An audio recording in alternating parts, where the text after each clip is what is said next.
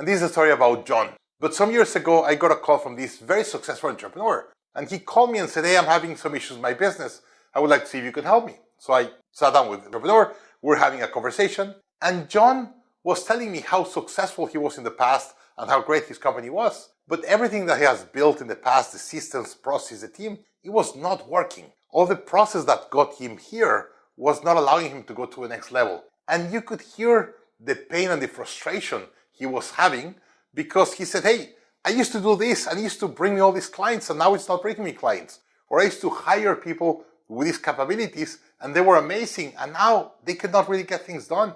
And he was having all this doubt and really doubting himself if he was the right person leading the company. He really didn't know what to do. And he was having a really, really painful situation because he felt that everything he was doing was right and nothing was working. And because of all these things were not working, the company started having a lot of cash flow problems, a lot of rotation. People that have been in the company for years were leaving out of the blue and just saying, hey, I'm going to go to a different company. I'm going to go to my next level. And most importantly, the culture they have built, this amazing culture that everyone wants to work at, it kind of got toxic and people were having all these struggles and issues and fighting against team members.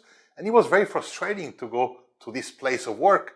And when I started the conversation with John, John was feeling really bad because he felt he was very, very unique, that he's the one that made all this trouble. And I said, hey, you're seeing the problem through a very short lens. And if you widen it up, you're going to be able to see that it's very common for entrepreneurs. That sometimes things that were working 3 months, 6 months ago, today they're not working, or what got them to this stage will not take you to the rest or the next stage. Indeed, Marshall Goldsmith, a big mentor of mine, in his book, I think the title is perfect, and it says, what got you here will get you there. We believe that something that has worked in the past has to continue working, and not necessarily. The company changed, the culture changed, the tools, the systems in the world changed, the way we react.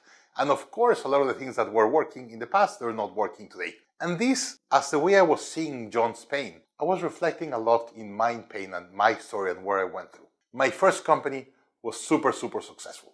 We grew it significantly, thousands of employees, operations in several countries, and then were able to sell it. And then I did my second company. I was believing that I was an amazing entrepreneur, that it was going to be very easy for me to make my second company, and it was a big failure. And after having a great success and then a big failure, it obligated me to really make an analysis of what worked and what I did wrong. But most importantly, I made it my life purpose to make sure it never happens again to any other entrepreneur. And this has really become my purpose in life, what I do and why I do what I do, and why I build precisely this methodology and this course.